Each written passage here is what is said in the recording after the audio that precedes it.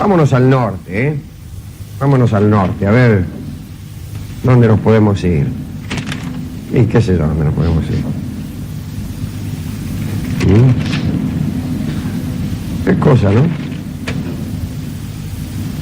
Alguien ha arrancado. La hoja. Pero no importa. Es extraordinario, precisamente esta hoja. Tenía unas anotaciones acerca de Esteco.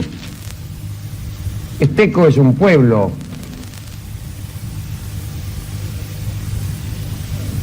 vamos a situarnos en el siglo XVI, en el norte argentino.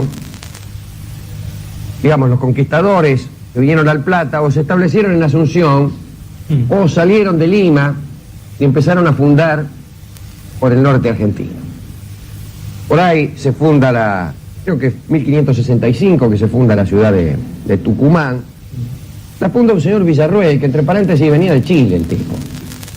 Y era enviado de Aguirre, que a su vez era hombre de Valdivia, que era el que gobernaba Chile. Y tenía la intención de extender su poder al oriente de los Andes. Una constante, por otra parte, en las personas que han nacido por ahí. Claro. Porque, algún día hablaremos de eso. Cómo los Andes son como una cadena que se ve, una cadena visible para el hombre de aquel lado. Mientras que para acá son casi una ausencia en la mayoría del territorio. Pero al fundarse Tucumán, quedaba delineado el camino que unía el interior argentino, digamos así, con Lima, una ciudad muy importante. Entonces, a partir de la ciudad del Barco, que era la de Santiago del Estero ahora, ¿no? Pues Tucumán, y después tomaban por un lugar bastante despoblado, en donde quedaba al oeste la cordillera de los Andes y al este las selvas, con muchas tribus de indios, algunos piles y jorobados. Y esa franja de tránsito entre los Andes y las selvas se le llamó y se le llama todavía la frontera. Y allí, era necesario fundar poblaciones para mayor tranquilidad de quienes circulaban por allí. Y entonces fundan Esteco, la ciudad que se llama Esteco, que se convirtió en posta obligada. Casi todas las ciudades que se fundaban eran postas obligadas, porque había poquísimas poblaciones, lugar estratégico. El caso es que creció rápidamente. Le cambian el nombre en 1567 y le ponen Nuestra Señora de Talavera.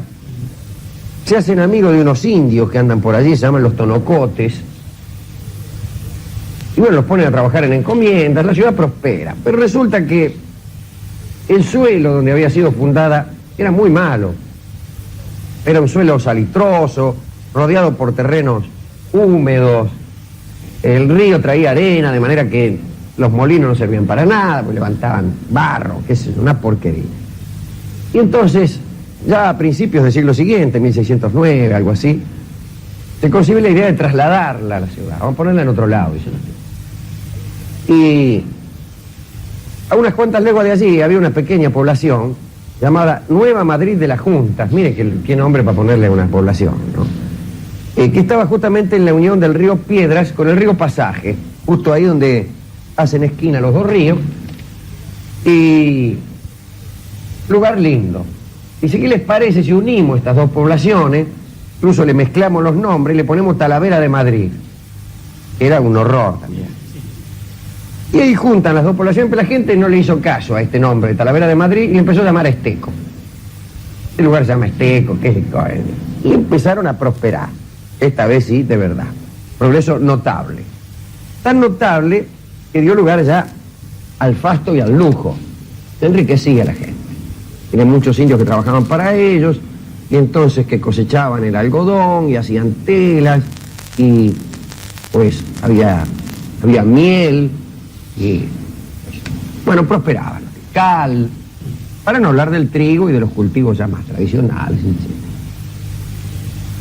Tanto prosperaban que dice el padre Lozano, que es biógrafo del lugar, que la gente, por ejemplo, usaba herraduras de plata cuando no de oro a las mulas y para los caballos, lo cual debe ser una exageración del padre Lozano, sí. que también decía, y esto es muy gracioso, que, por ejemplo, cuando en una horneada de pan se quemaba un pan, tiraban toda la horneada. Tiraban todo. Era andaluz los Sí. me parece, ¿no? Cuando a alguien se le caía un pañuelo de seda, que por otra parte eran carísimos, venían importados de España, no se agachaba nunca a levantarlo. Ese era Esteco. Y ahí vivía la gente. Pero ¿qué pasa? Usted sabe cómo es, ¿no? La riqueza, el lujo, hace que la gente se olvide de Dios. Entonces dice, el padre dice que los tipos no iban a la iglesia, que tenían malos hábitos. Supongo yo que escolasearían, no sé qué. Bueno, mucha fornicación, además. En esos lugares mucho pañuelo de seda que se cae al mucho suelo, pañuelo de seda que se cae y nadie se agacha a juntarlo. algo será, sí. En fin, usted sabe lo que pasa. Entonces, empezaron los inconvenientes.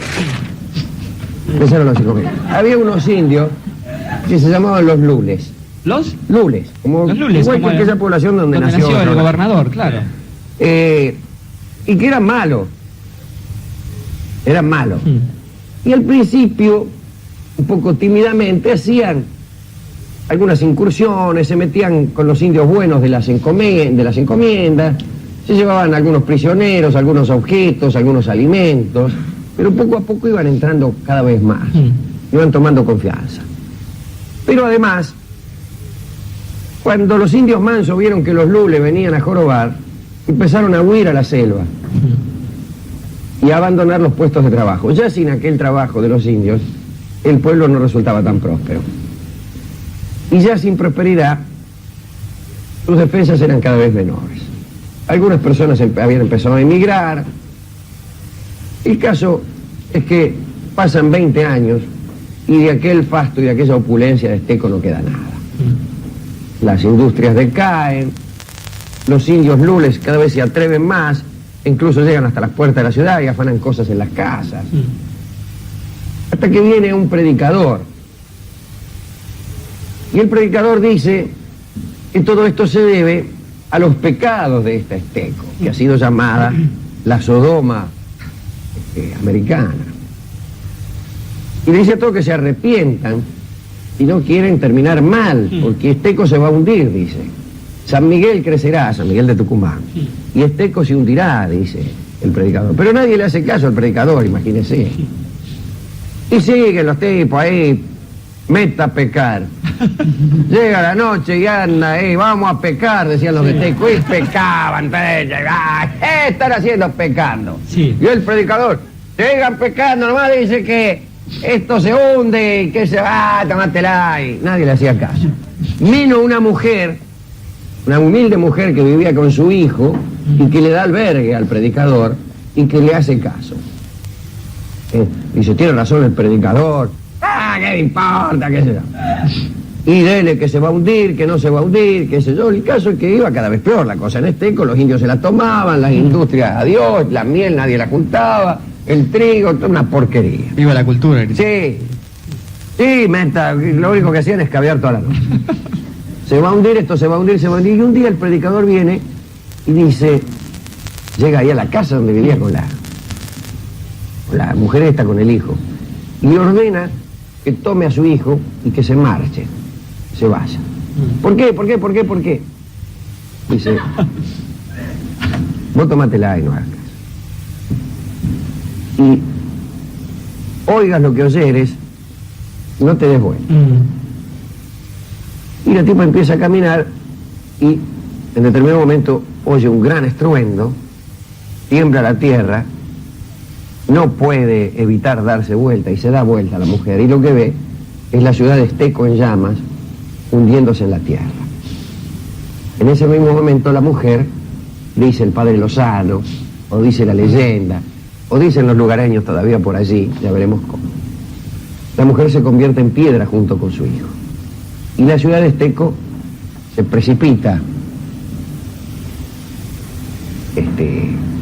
al fondo de las cimas de la tierra. La verdad histórica es que en 1693 hubo un terremoto que destruyó completamente esta segunda ciudad de Esteco. Pero sin embargo, todos los lugareños creen que se trata de una maldición operada por el mal comportamiento de los habitantes de esa ciudad.